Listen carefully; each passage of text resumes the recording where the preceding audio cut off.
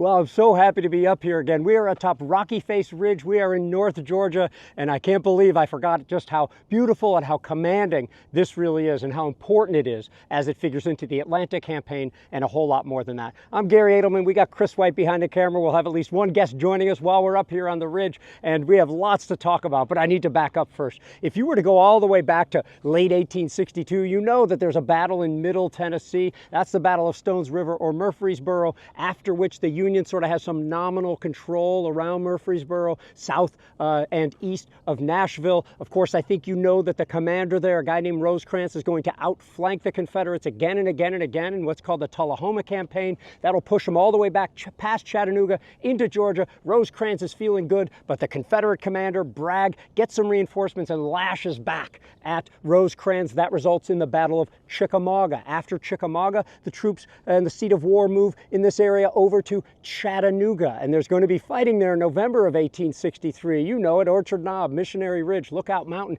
in which the Union will actually gain Lookout Mountain and more and start to push into Georgia, but there it sort of ends for the winter. But it's going to pick up again in May of 1864 and start what we know as the Atlanta campaign. And wait till you see some of this ground over which Sherman and Joseph E. Johnston are going to have to maneuver. Let me show you now one of the best views of the Civil War.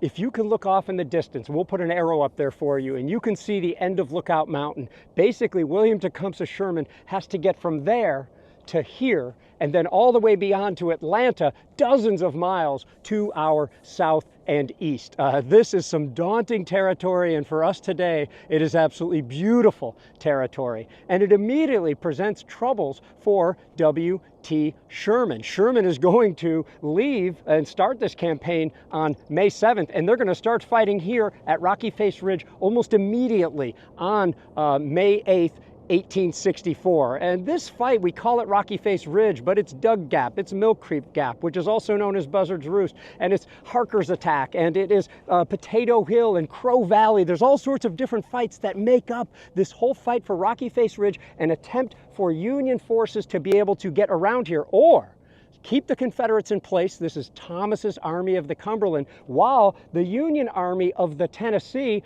under James McPherson is making a wide gap over there to get behind Joe Johnston's army there. This is called Snake Creek Gap. He's going to emerge behind the Confederates, and they're going to be in big trouble. It's not going to work that way. A small force is going to hold up McPherson, followed by a larger force, and that will result in the Battle of Resaca. But more on that stuff later. For now, just know that we are at the absolute seat of war of one of U.S. Grant's 5 main movements. He had these grand movements in the Shenandoah between Richmond and Petersburg on to Richmond, and then he's got one along the Red River, and this one, the Atlanta campaign, of which this series of fights here on Rocky Face Ridge make up some of the most important early actions here. Tunnel Hill, Dug Gap, I already said some of them. Let's get more into detail as we walk along Rocky Face Ridge.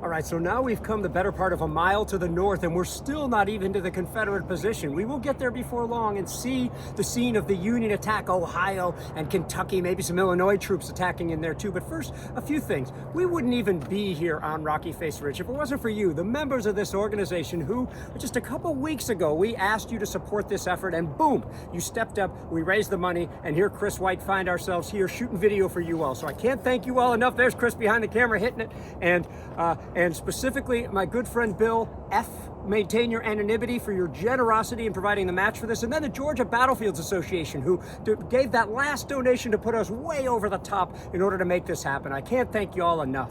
Even more specifically, that we can even stand in this park has a lot to do with the gentleman to my left over here. This is Bob Jenkins. He is president of Save the Dalton Battlefields, LLC. He's an author. He is obsessed with this place. I think that's safe to say. So Bob, if you've got a minute here, what do you have to say about this park? Well, first of all, thank you, Gary. First of all, welcome to Dalton, Whitfield County, Georgia, and Rocky Face Ridge Park. We are America's best kept secret, but secret no more. Dalton and Whitfield County have more earthworks, more Civil War earthworks than any other county in the nation. And that's not just me talking. That's the folks with the green hats. The American National Park Service has determined that Whitfield County, Georgia has more undisturbed earthworks in the nation. We're trying to preserve them, and thanks to our partners and friends like the American Battlefield Trust, we've been able to save several properties in Whitfield County, including the gem of the Atlanta campaign, Rocky Face Ridge and Crow Valley. And this is just beautiful. Looking at Crow Valley here, you can look down toward the parking area, which didn't even exist a few years ago. Now it's a park for the public, and Whitfield County has really gotten on board. In fact, the trust could have never even saved this land were it not for the county being so involved and so dedicated to making sure this park became a reality. So come to Dalton. We have literally miles and miles of earthworks, federal, Confederate, above ground, below ground, lunettes, traverses, slave dug while under fire. We have earth walls, we have rock walls, stacked rock, which we have miles of it here in the park at Rocky Face Ridge. So come to Dalton, we'll turn the light on for you. And wait till you see what we have right up ahead. You'll recall that William T. Sherman needs to get from Lookout Mountain over to Atlanta, of course, and here is this big ridge, Rocky Face Ridge, blocking them, okay? Now, this ridge also blocks the view to where the Confederates might be. See, Sherman realized that if the Confederates had found that James McPherson was marching through Snake Creek Gap, he might move a sizable portion of his force over there. But if they could gain a lodgment on this hill and look into Crow Valley, we see a lot of vegetation here, wouldn't have been like that at the time. And if they could have gotten up here, they'd be able to see whether the Confederates were firmly fixed in place. And that's just what's going to happen. They need a brave regiment, and it's going to fall to Thomas's Army of the Cumberland, specifically O'Howard's, Oliver Otis Howard's 4th Corps, specifically John Newton's division, specifically Charles G. Harker's brigade, and more specifically the regiment, the 125th Ohio, which is going to be tasked with getting a lodgment up here, ascending Rocky Face Ridge, and it is steep on the other side there. We'll try to show you some B-roll, and they're literally grabbing onto vines, helping each other up, picking up rocks, and eventually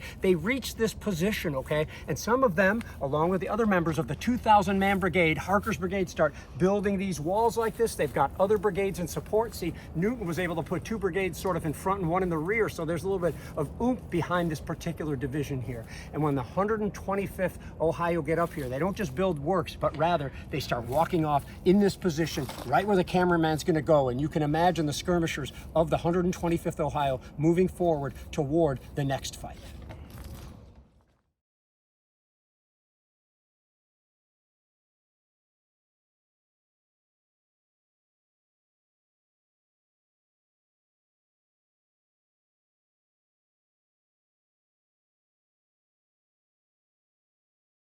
So now we've moved several hundred yards south. In other words, the 125th Ohio is moving here, and this is on May 8th, okay? Kind of the first day. They've gotten their lodgment up here, okay? They've placed guns behind me to dominate Crow Valley up here. And on the heels of the 125th, you've got the rest of Harker's brigade. You've got another brigade in support. We'll flash up the map for you over there. And what you have here is a sort of a southernmost lodgment where the Union has accomplished their objectives. They can see into Crow Valley. They can bring guns up here, although it wasn't easy to haul 3-inch ordnance rifles up onto this position here, okay? There's 2 of them. They're from an Illinois battery, and here you've got this opportunity. They don't have to go any further at all, but they will. In fact, other Ohio units, namely the 64th in the van, is going to move right here where the cameraman can go right here and start to move toward the Confederate position, not knowing exactly how many are out there.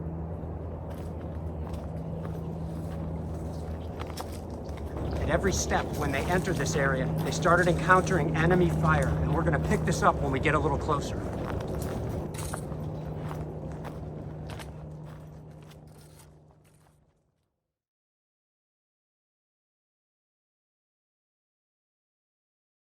Now we've moved forward several dozen yards and we are in an absolute killing zone. This is where the 64th Ohio was advancing, and they didn't have much room, and we're going to turn this over to Bob Jenkins, who can pick up the story. We're standing on hallowed ground here at Rocky Face Ridge Park. You are at the location of Harker's Brigade. On the evening of Monday, May the 9th, they were ordered a little after 4 o'clock to step off and in column of fours attack the Confederate position located approximately 180 yards directly to their south along the spine of this ridge. In the van was the 64th Ohio.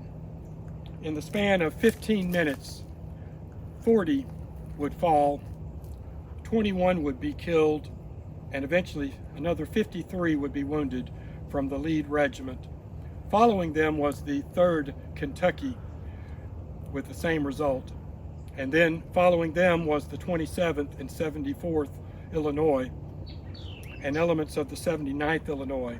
All of these regiments, together with the 125th Ohio, would sustain approximately 40 casualties, 40 killed and 120 wounded in the span of 1 hour on this ground. Standing beside me here is this rock that is an ominous shaped rock. You'll notice it in a famous sketch of Rocky Face Ridge. In this area, Colonel Alexander McIlvaine of the 64th Ohio heard the voice of a wounded soldier and crying out in the middle of this no man's land, in the middle of that killing field. He turned to one of his comrades, Captain Samuel M. Wolfe, and said, "Captain Wolfe, send a detail out there and rescue that man." Wolfe replied, "No, sir, I will not, for it is certain death to send anyone across that field. Sir, here's my sword. If you want me to go, I will go, but I will not order any more men to go across that field." McIlvaine said, "Never mind, I will do it myself." And he took 2 paces past this area and received a mortal wound in the lower abdomen. He would be carried back a couple of 100 yards further to the north, where he would bleed out that evening and tell the surgeon who was attending him, "I suppose there's nothing more you can do for me," were some of his last words. Colonel Alexander McIlvaine was the highest ranking soldier, north or south, to fall during the 5 days of fighting around Dalton and Rocky Face.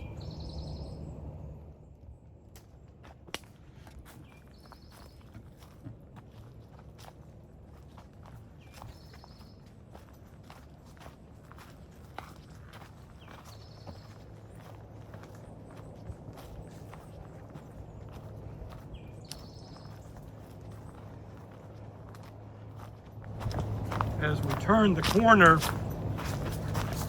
you will notice the narrowness of the ridge top here on both sides. Only 4 men side by side could fit. And as they ran in double quick time across this field, this killing zone, into the teeth of the Alabama position ahead,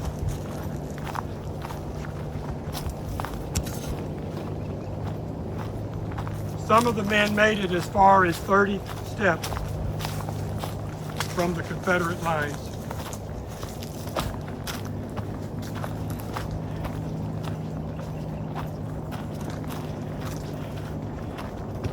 Many would remain here overnight, where they would crawl back or die over the evening hours.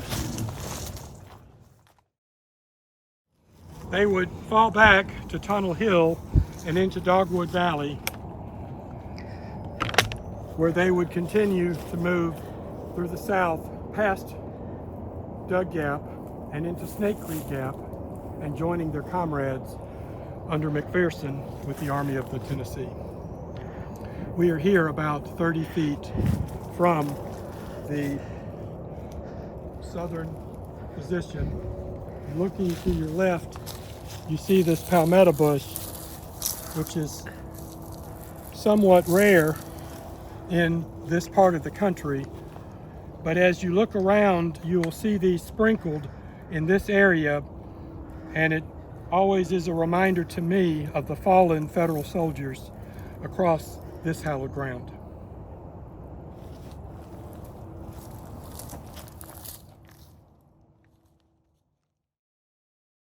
These are the earthworks of General Edmund Pettus's Alabama Brigade, a veteran unit of approximately 1,000 men.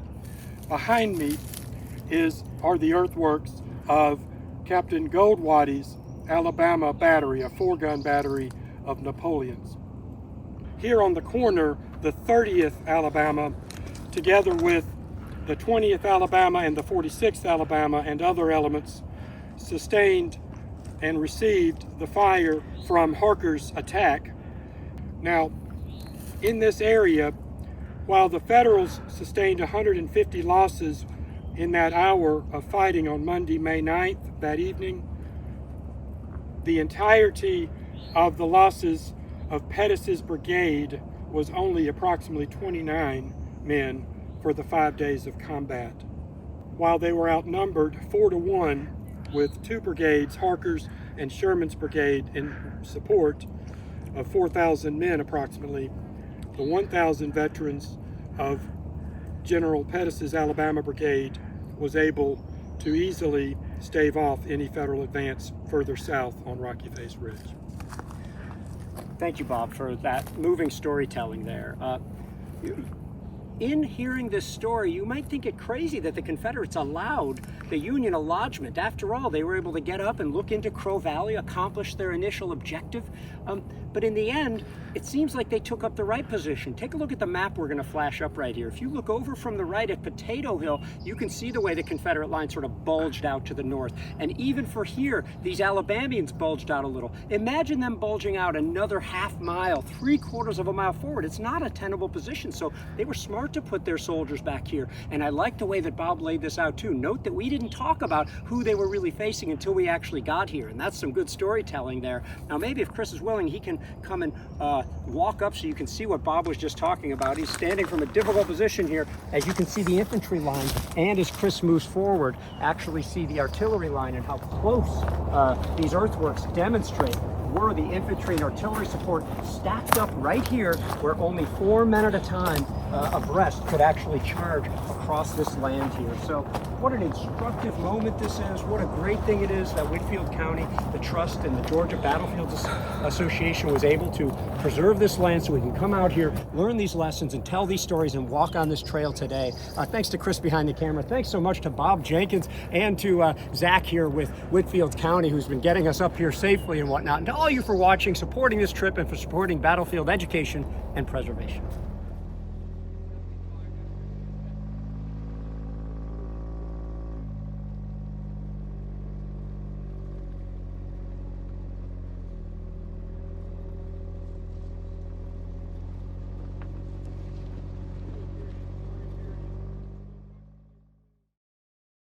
Hello, this is Trace Atkins. To stay up to date on all the latest and coolest videos, please subscribe to the Trust YouTube channel. Preserve, educate, inspire.